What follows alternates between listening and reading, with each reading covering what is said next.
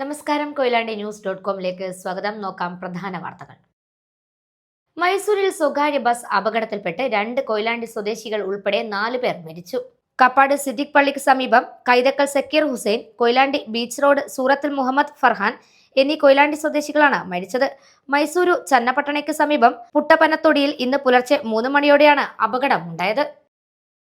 കൊയിലാണ്ടി സാംസ്കാരിക നിലയത്തിന് മുകളിലെ നഗരസഭയുടെ കീഴിലുള്ള വായനാ മുറിയിൽ സാമൂഹ്യ വിരുദ്ധരുടെ അതിക്രമം.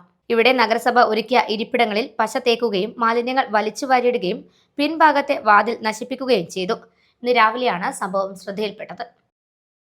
പേരാമ്പ്രയിലെ UDF സ്ഥാനാർത്ഥി ഫാത്തിമ തഹ്ലിയ നാമനിർദ്ദേശ പത്രിക സമർപ്പിച്ചു. പേരാമ്പ്രയിലെ പ്രമുഖ നേതാക്കൾക്കൊപ്പം കൊയിലാണ്ടി സിവിൽ സ്റ്റേഷനിലെത്തി വരണാധികാരിക്ക് മുൻപാകെയാണ് പത്രിക നൽകിയത്. പേരാമ്പ്രയിലെ ജനതയിൽ നിന്ന് നല്ല പ്രതികരണമാണ് ലഭിക്കുന്നതെന്ന് അവർ മാധ്യമങ്ങളോട് പറഞ്ഞു. പത്രിക സമർപ്പണം കഴിഞ്ഞു. വളരെ പോസിറ്റീവായിട്ടുള്ള റെസ്പോൺസാണ്. ഇതിൻ്റെ എല്ലാ ഘട്ടങ്ങളും നമ്മൾ മുന്നോട്ട് പോകുമ്പോൾ വളരെ പോസിറ്റീവ് റെസ്പോൺസാണ് ഫീൽഡിൽ നിന്ന് കിട്ടുന്നത്. കുറ്റ്യാടി മണ്ഡലം UDF സ്ഥാനാർത്ഥി പാറക്കൽ അബ്ദുള്ള നാമനിർദ്ദേശ പത്രിക സമർപ്പിച്ചു. വടകര തഹസിൽദാർ സുബൈർ LK മുമ്പാകെയാണ് പത്രിക സമർപ്പിച്ചത്. മുന്നണി നേതാക്കളായ മുൻ കേന്ദ്രമന്ത്രി മുല്ലപ്പള്ളി രാമചന്ദ്രൻ, അഡ്വക്കേറ്റ് പ്രമോദ് കക്കട്ടിൽ, KT അബ്ദുറഹ്മാൻ, കാവിൽ രാധാകൃഷ്ണൻ എന്നിവർ ഒപ്പമുണ്ടായിരുന്നു. മുദ്രാവാക്യം വിളികളോടെ പ്രകടനമായെത്തിയ പ്രവർത്തകർക്കൊപ്പമാണ് അദ്ദേഹം നാമനിർദ്ദേശ പത്രിക സമർപ്പിച്ചത്. കുറ്റ്യാടിയിൽ ഒരു ചരിത്ര വിജയം ആണ് നമ്മൾ പ്രതീക്ഷിക്കുന്നത്.